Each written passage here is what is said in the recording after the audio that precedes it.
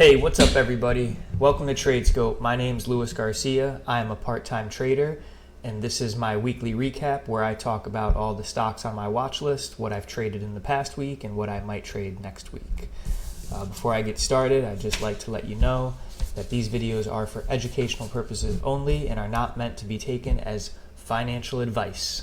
Okay, so I'm going to start with my new stock pickup for this week.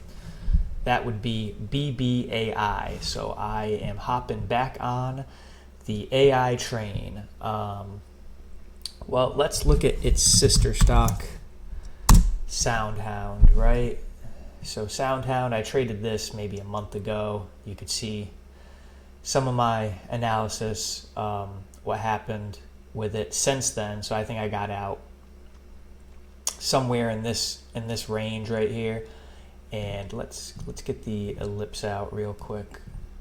So I got out somewhere in that range, right about there. So that's basically where I took my last trade. You can see what's happened to the stock since then. Part of that is definitely a reaction to the election results. So the election trade lives on. I expect it to continue at least through Inauguration Day. That's kind of what I'm seeing in the markets. They're just going to continue higher. Let's take a look at the SPY to see if that's kind of how things have been playing out. So yeah, you can see big gap up on the 6th, 7th, 8th, 9th. We hit a high of 600 on the SPY, and then it's pulled back a bit since then. Big volume, which is expected with a big volatile upswing like that. But again, trend remains strong. I expect the trend to continue higher. Expect the trend to just kind of continue higher, right? So anyways, back to SoundHound. So I traded this a few months ago. Like I said, it's broken out since then, broken above this key level right here, 645. It made it to a high of like what was this 784. So what a great run that's been. And you can see there's kind of like some resistance right there. Next high looking left is 10. So who knows, maybe I might take another trade on this at some point.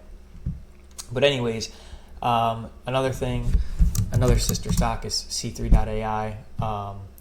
Similar type of thing, right? It broke out of this triangle pattern.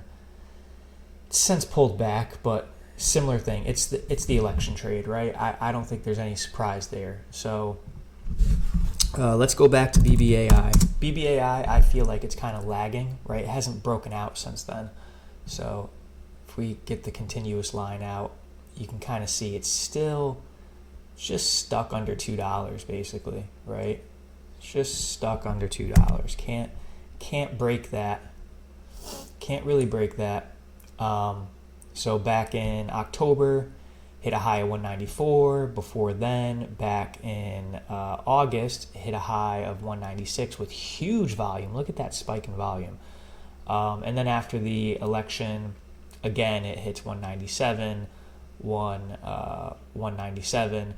And so I am in this right now. I believe I got in. Let's look at the calendar. I got in on the 11th.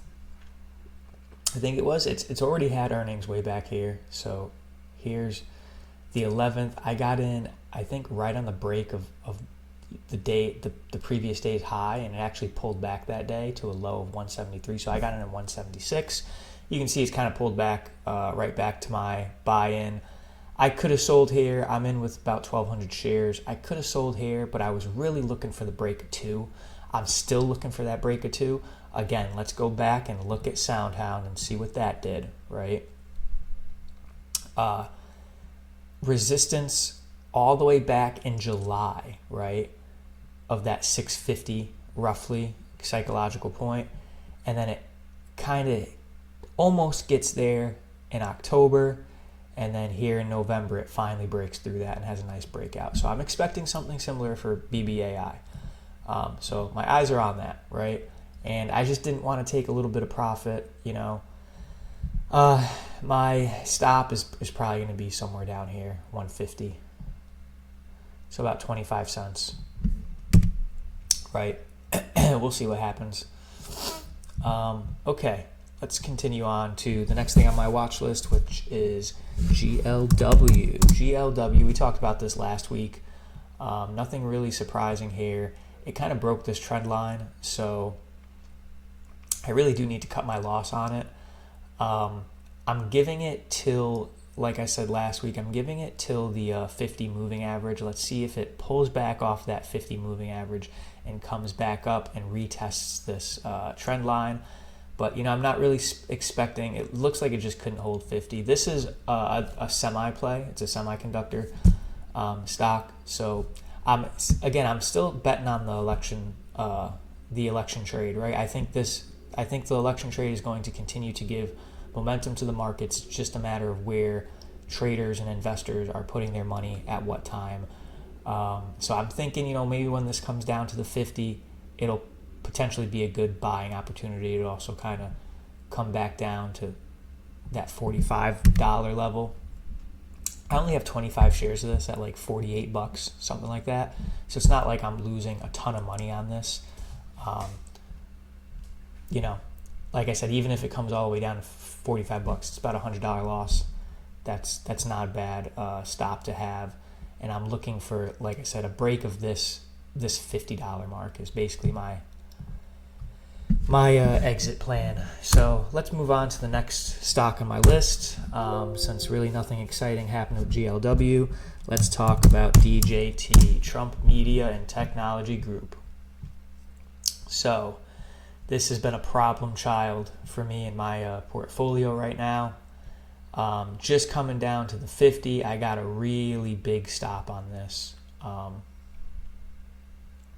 It's either going to be, I don't know, I have to make up my mind soon, but let's see how it holds the 50. I don't know if I really want it. This would be like a logical stop, obviously, right down here. I don't know if I want to hold it that far, right?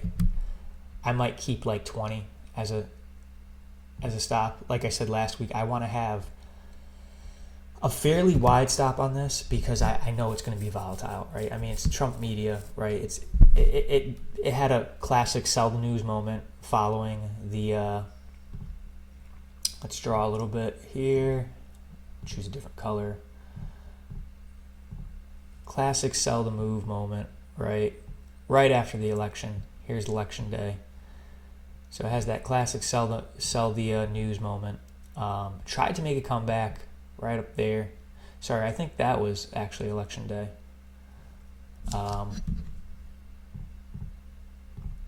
Let's see. Yeah, sorry, this was election day right here. But still pretty much the same idea. Big sell the news moment. Right. So we'll see. I'm expecting, we'll see if this MACD kind of crosses back over what it does. But these are kind of the wide stops that I kind of have in place here. I think I have about 175 shares, so it's down a bit. I can still kind of stomach the risk at this point, but like I said, it's getting close to where might have to cut ties with this one soon. But what I did do, again, I'm expecting to see if it at some point breaks this big level right there, right? Next high looking left is right around here. That is right around the $55 range. So that's what I'm looking at it. I think I got an average of $45. What I have been doing is last Friday I bought a covered call, or I sold a call, so it was a covered call. Could only afford one because I only own 100 shares. I don't own 200 shares. That ended up working out. I sold it for like a $40 profit. Not a lot of money, but it's something. I was going to do the same thing this week, but looking at it on Friday, I just didn't like how low it was. I was really hoping for like a Friday pop or a Thursday, Friday pop, and then I would have sold a call because then I would have gotten it at a really good price. But, buying it at lows and then if it ends up with a pop next week, it's just that position is just going to end up in the red. So, I didn't want to take on that additional risk, even though it's not a lot of money. We'll see next week, though. I'm still planning on continuing covered calls into the inauguration if this continues to be very volatile before it hits my break even, right?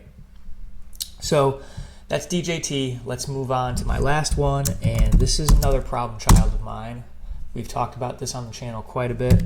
FUBO. So as you can see, I'm kind of tracking this head and shoulders here. Tracking this head and shoulders. Also a double bottom forming, right? Just like we talked about last week. We have one bottom there, another bottom there, right?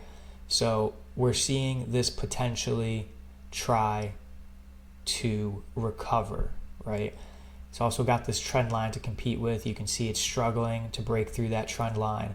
But if it does, the next high looking left is this double top that happened, right? These two shoulders of the inverse head and shoulders, which is my buy-in, 185. And I'm hoping that it'll kind of come back up here, maybe struggle a little bit, and then pop back through here.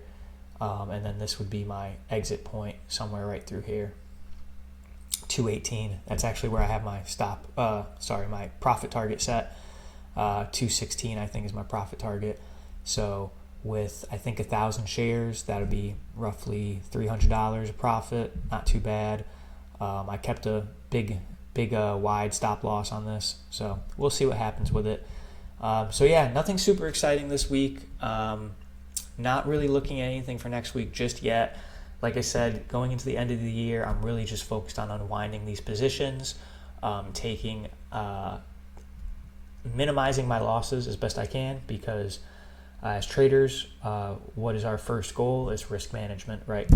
And I just want to make sure that I hold on to the profits that I've made over the past 4 or 5 months, which was pretty decent. I think I'm booking at like 5,000-6,000 in profits. Maybe I'll do a video talk about my equity curve, or what I'm looking at for profits over the long term, to see why I'm choosing my risk levels at where I'm at this stage of the game. But yeah, that's about it. I will talk to you guys next week. As always, thanks for tuning in. Thanks for watching. Don't forget to like, share, and subscribe, and leave a comment down below with anything you got to say. Okay.